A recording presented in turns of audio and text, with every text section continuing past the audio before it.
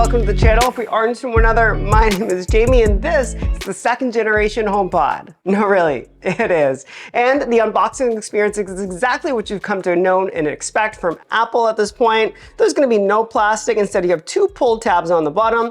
It's available in white and midnight. And the first thing you'll notice is that the cable is detachable. And basically, that's all you're going to get inside the box, aside from the warranty information, as well as the user manual. Setup is also what we love about Apple, because all you got to do is simply bring your iPhone to your new HomePod, and pairing is complete within seconds. All you got to do is select which room you'd like to place it in, and it will register in your HomeKit. You will want to make sure that your iPhone is running iOS 16.3, or it'll just prompt you to do so, and you'll have to do that before pairing your HomePod. Honestly, I was on the fence on whether I was going to pick up this second generation HomePod or not, because I have a HomePod in almost every room of my home, except for my living room, which I just uploaded a living room tour, which I know you've watched, where I was priding myself on not having any smart assistants or HomePods on that floor, but yet here we are. Fortunately though, HomePod does pair nicely with Sonos, so you could AirPlay your content to both devices and you have a seamless experience between the two. So that's exactly what I've done. And off the bat, if you do have a working first generation HomePod, this is just another Apple product from the January press release that you do not need to upgrade to. However, if you did miss out before they discontinued that first generation HomePod, now it's your chance. And why they discontinued it in the first place, I'll never know. You'd think they would have revamped it altogether, but that's not what they did. Instead, they did give it a larger touchscreen with visible volume controls and recessed corners to match the aesthetic of the HomePod Mini. Additionally, also like the Mini, the only other cosmetic change that you will find is found right here on the bottom. It's now flat, again, to match the aesthetic of the Mini. So nothing that's gonna make or break that user experience. But what does make the experience is the improvements found in Siri.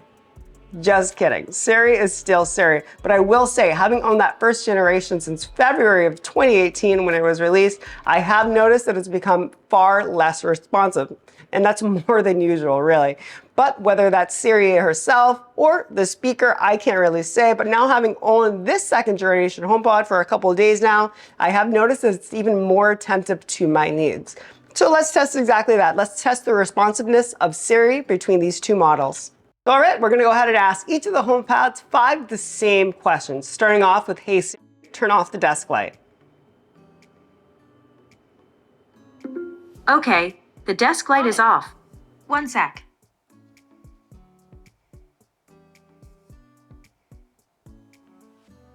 Still working.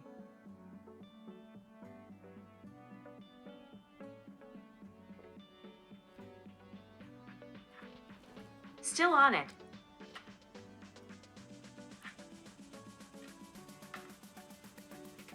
Hey Siri, turn on the desk light. The desk light is not responding. Hey Siri, turn on the desk light. Your accessory is taking a while to respond. Hey Siri, what's the temperature outside? It's 27 degrees outside. Hey Siri, what temperature is it in the studio? The temperature sensor is not responding. It's 69 degrees Fahrenheit in the main floor. So I'll go ahead and let you judge that for yourself. Let me know down in the comments who you thought was more quicker and more responsive in the comment section down below.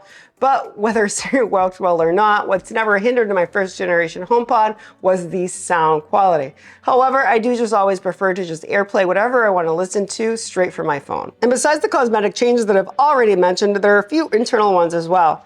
As it now has 5 tweeters that help disperse the sound from the bottom, 4 microphones that not only listen to your Siri requests, but it also uses the processing power of the S7 chip found in the Apple Watch to diagnose the room that it's in to give you an even more immersive sound. And a feature I've never used is creating a stereo pair to your Apple TV using 2 HomePods. Unfortunately, this is still a feature I'm never going to use because it does require to have 2 HomePods of this second generation. And I'm not sure why. Now be sure to be on iOS 16.3 to take advantage of all those temperature and humidity sensors. that are built into your HomePod that not only allow you to ask Siri the temperature, humidity level of that given space, but you could also set routines to turn on or off fans. Now, these features are already built into your HomePod Mini. And again, they're unlocked with iOS 16.3. Apple just decided to keep it a secret. And in an update coming later this spring, there's going to be a software update that will enable for sound recognition. So your HomePod will be able to notify you if it does sense smoke or carbon monoxide alarms and alert you if you're not home. And as far as what it actually sounds like, you're gonna have to take my word on it, and it sounds great. Like I also mentioned, the previous HomePod also sounded great. What can I say? Apple just knows how to do audio, whether it's on their phones, their laptops, their displays, and their AirPods. They just know how to do audio. So no need to update your Generation 1 HomePods because Siri is really not that much better. But if you're looking to add an additional HomePod to your home, they're back. And if you're completely new to HomePod, some carryover features that are found in other HomePods are handoff. So handoff allows you to simply bring your iPhone near your HomePod and it will hand off the audio that's playing on your phone. Now, whether that's music, an audiobook, or a podcast, it'll just simply hand it off to the HomePod.